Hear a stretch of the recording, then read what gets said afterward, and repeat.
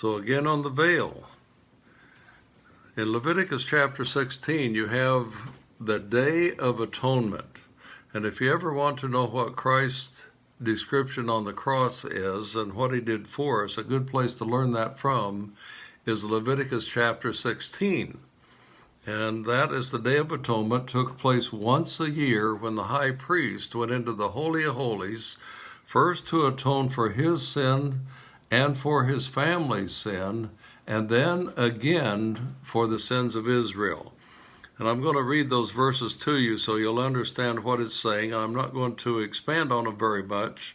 They're pretty self-explanatory if you listen. So this is Leviticus chapter 16, verses 11 through 14, where Aaron, the high priest of Israel, was going in to atone for his sin and for that of his family. So verse 11 says, "And Aaron shall bring the bullock of the sin offering, which is for himself, and shall make an atonement for himself and for his house, and shall kill the bullock of the sin offering, which is before him. And he shall take a censer full of burning coals of fire from off the altar before the Lord, and his hands full of sweet incense beaten small, and bring it within the veil." That's into the Holy of Holies. "And he shall put the incense upon the fire before the Lord, that the cloud of the incense may cover the mercy seat that is upon the testimony, and that he die not. And he shall take of the blood of the bullock, and sprinkle it with his finger upon the mercy seat eastward, and before the mercy seat shall he sprinkle of the blood with his finger 7 times. And so here is Aaron. He kills the bullock. He takes the sweet incense. He takes the blood of the bullock.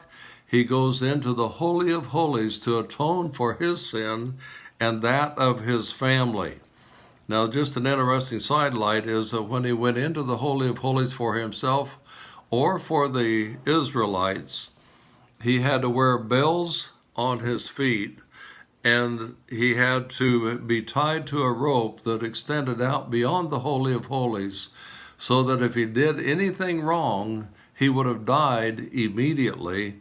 And when he died, then they could pull him back out by the rope, because nobody else was allowed into the Holy of Holies. And his bell stopped ringing. Yeah, the bell would stop ringing. They knew that he had died, and they could pull him out. And fortunately, to our knowledge, that never happened. But after atoning for his sin, then he could atone for the sins of Israel. And that's found in verses 15 through 17 of the same chapter, Leviticus chapter 16.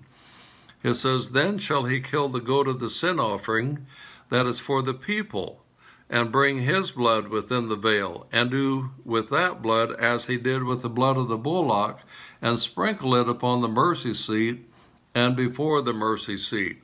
And he shall make an atonement for the holy place because of the uncleanness of the children of Israel, and because of their transgressions and all their sins. And so shall he do for the tabernacle of the congregation that remaineth among them in the midst of their uncleanness.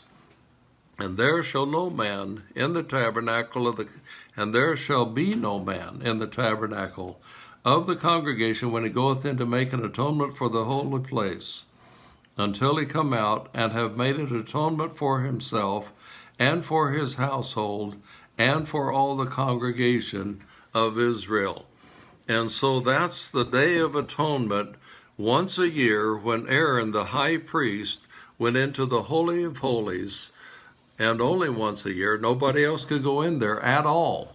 That's where he met with God, and where he took the blood to atone for the sin of himself and for his family. And then the second time he went in for the nation of Israel to atone for their sin. So their sin was considered covered for 1 year at that time. Now that's looking forward to Christ's death on the cross. And we will cover that, if you want to turn there, ahead of time in Matthew chapter 27.